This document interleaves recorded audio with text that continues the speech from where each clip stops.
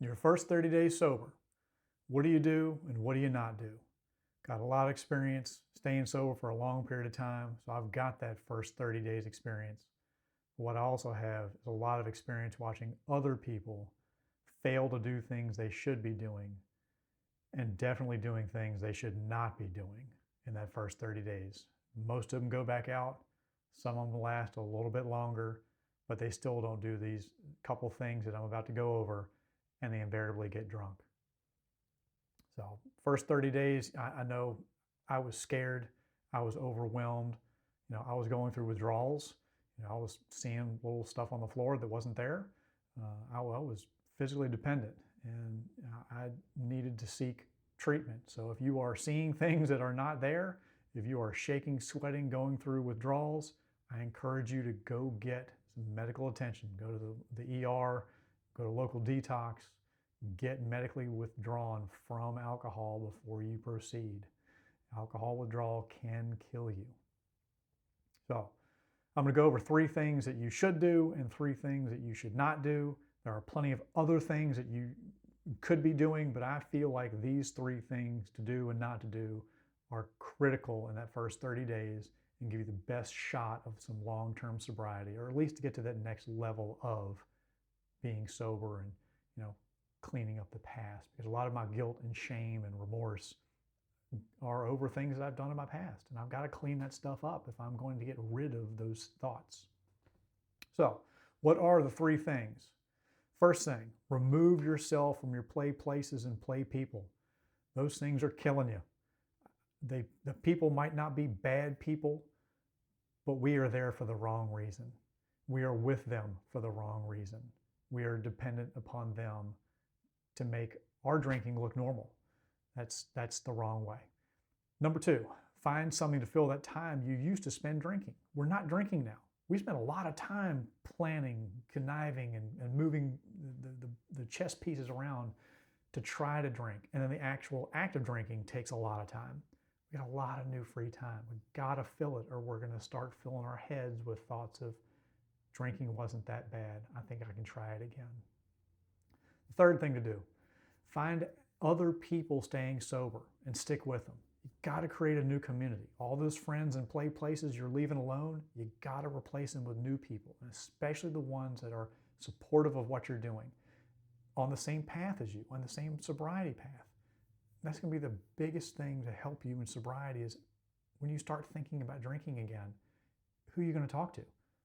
Fred at the bar? No, you're going to talk to that new person you found in sobriety and get their perspective, get their advice on what to do. All right, those are 3 things to do. Here are 3 things not to do. Don't go start telling people you're sober now. I don't know how many times I did that every time I tried to get sober again. People are tired of it. Stop doing it. Don't give them any more ammunition than they already have by your own actions. Just leave it alone. Number 2, don't try to fix everything that's broken. We are train wrecks in other people's lives, and when we get sober, all those emotions and feelings of all that bad stuff that we've done to other people start to cloud our judgment, start to be the forefront of our thoughts, and really we can focus on those things. Don't worry about trying to fix them. You're going to have to feel those feelings, but the more you try to go fix them now, you might actually make it worse. Give yourself some time. We'll get back to that. Third thing to not do, don't make any major changes to your relationship status, to job, or your residence. Those are huge changes. I ran from relationships when I saw them coming to an end. I didn't want to be the one who got dumped, so I did the dumping. Don't change your job. I knew that I was going to get fired from something, so I'd leave. Plenty of people have that experience, or have a residence change. I want a change of venue. People around here are just terrible. The town sucks, so I'm going to move. Well, guess what? I brought myself with me, and I never changed anything else. All I did was move my feet. I've got to do some things besides that. So don't make any major changes in relationship status, your job status, or where you live. All right, let's get into some deep dive. Things to do. Number 1, remove yourself from your play places and play people. Whether you want to believe it or not, or want to feel it or not, everything around you is toxic. You are the most toxic one, but you put yourself in those toxic positions. I surrounded myself around people that drank like I did, or sometimes even worse, so it would look like my drinking wasn't that bad. Relationships that I got into, there was always an ulterior motive. It was never because I really loved the person. It's because they drank like I did. They supported what I did. They accepted my level of drinking where other people wouldn't accept that. You know, and what did I really have? I mean, I never really knew any of these people that I drank with. I mean, there was some camaraderie, you know, I felt like they really knew me. All the good times that we supposedly had together, but it's all bullshit. If I really look at all the stuff that I talked about with those people or the conversations I had in relationships, it was all surface and shallow. It's what did we do last time together when we got drunk? Or what's on the football? Or what is, you know, we weren't talking about, you know, how we were feeling. We weren't talking about our kids or what our parents were up to or the grandparents or other friends and hobbies. And it was all around drinking. I never saw that until other people in my new sober community pointed out. I had to bust some of those truths. And it's not just the people, it's the places. I've got so many memories in those places, the bars, the people's houses, you know, the fraternity.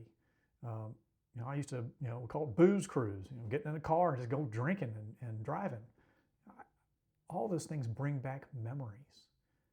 And if I try to do that stuff, and if I try to hang around with those people and not drink, I'm going to get drunk again.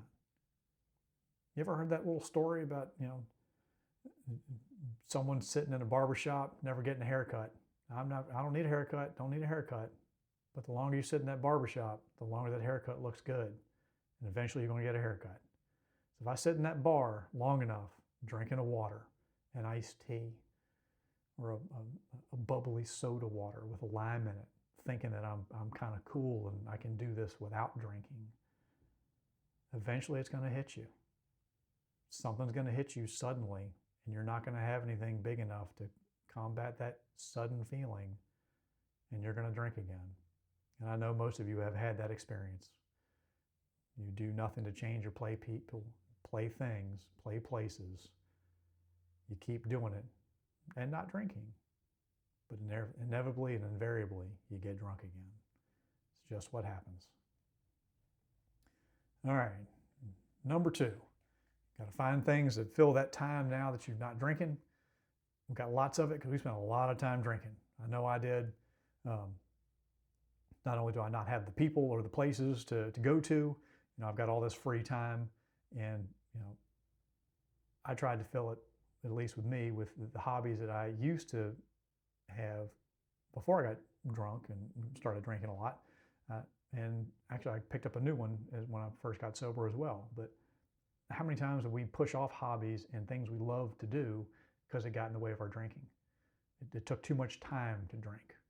You know, some people golf and drink. That's going to be a different one. I would stay away from that hobby and find a new one until you can get some time under your belt and maybe enjoy golfing again without having that thought of drinking or how much I used to drink when I golfed. Or you can find some sober people to go golf with. That's also a good thing. But I pushed away fishing when I was younger. So when I got sober, I got back into fishing. I didn't really do a whole lot of fishing drunk, so I didn't really have that memory together. But I also picked up a new one. I did some competitive shotgun shooting, and that was a lot of fun. New group of people, never knew them before. None of them drink, and you shouldn't be drinking around guns anyway. So I picked up a new hobby, and it was great. It filled a lot of time. It's just kind of like golf. You go out for 3 or 4 hours with a bunch of guys and have fun, and no one's drinking. And you know, just it got me out of my thinking. The longer I sat by myself in my new sobriety without stuff to do, that's when I started romancing the good times, and I forgot the bad times. It's kind of funny how often, we get drunk and do horrible things or just dumb things, and we forget all that stuff, and all we can focus on is the good stuff and the good times and what that looked like, and I might be able to do it again and just have the good times. If I honestly look at it, those things never happened. All right, number 3, find other people staying sober and stick with them. Got to create a new community. If all the people in places were killing me, I have got to find new people and new places that aren't going to kill me, that are going to be supportive of what I'm doing. They're on the same path. I'm on the same path.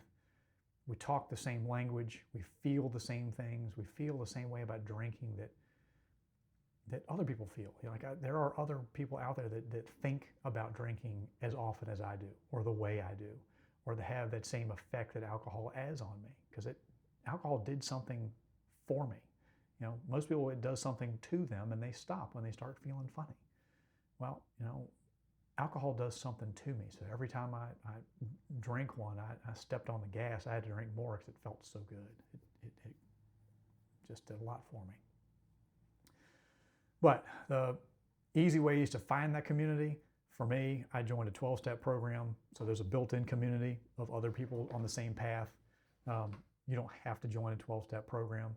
There are online communities, online forums. There's tons of online personalities like me telling you how to stay sober. But you've got to have someone or a couple someones that you can call, that you can talk to, maybe even visit in person, heaven forbid, that can tell you what they did and tell you what you need to do or what you can do. When you're having a bad time, you can contact them, tell them what's going on. They can do the same thing for you. You can lean on each other. But you gotta have that. Right now you don't. And when I got sober, I didn't. And if I had to get rid of all my people and places that I used to drink with, that left me alone. No one to support me. I had to have some kind of support. And I'll guarantee you, people that have tried to get sober and not created some sort of community around them that is supportive of their sobriety and even on the same path as them have gotten drunk again. Not to say that's the end-all be-all, but that's really important. All right, 3 things to do, recap, real quick. Stop hanging around the old crowd, the old places. Find new activities to do to fill the time that you used to drink with. And then start or find a new community of supportive people in sobriety. It's going to be the 3 huge things that will set you up for at least that first 30 days, just to get you past that 30-day hump, and then you can start working on some other things. But do those 3 things, and I'm pretty positive it'll make a difference. All right, 3 things not to do in those first 30 days. Number 1, don't go around telling people you're sober now. How many times did I do that? I've lost count. I know you all have lost count how many times you've said, oh, it's different now. I'm trying to get sober now. Oh, no, believe me. It's different. No one wants to hear that crap anymore. They've heard it tons. All they want to do is they want to see you sober. They want to see you live up to your word. It is absolutely baffling to me how many times I watch people get sober, get drunk, get sober, get drunk. And every single time, oh yeah, it's different this time. I learned my lesson. That's it. If you were like me, your mouth has done enough damage. You need to let your feet do the talking now. Let your actions change other people's opinions. And especially let your actions show you that it's different this time. But those actions have got to be different than your actions from before. All your actions up until this point have gotten you drunk, and you're trying to get sober again. It's time to start doing some things different. All right, what not to do, number 2. Don't try to fix everything that's broken. There are so many things that I broke. Relationships, job, trust, all of that stuff while I was drinking. And now that I'm not drinking and I don't have anything to mask all those feelings around that guilt and shame and remorse, all of that stuff's going to bubble up at once and it's going to feel horrible. There's no other way around it. It's going to suck. But the more you try to focus on fixing all of that, that's going to overwhelm you. You're going to give up because it's so overwhelming and so many things to do. It's just not worth it. So don't try to fix everything that's broken. Just try to not drink one day at a time and try to do those 3 things we talked about before. Don't go around the old people in the old places. Try to find a new community and fill your time the best you can with new activities. So don't try to fix it all. If there's, something that's really has to be done, sure, everyone's got something, fine. But I encourage you, don't worry about those things that are all broken. You will have plenty of time to fix them. And 30 more days of not addressing it isn't going to hurt. Trust me. You've done stuff a year, 2 years ago, 3 months ago. It's already been a long time. 30 more days isn't going to make a difference. So just give yourself a break. Just stop drinking. All right. Things to do, number 3. Not to do, number 3.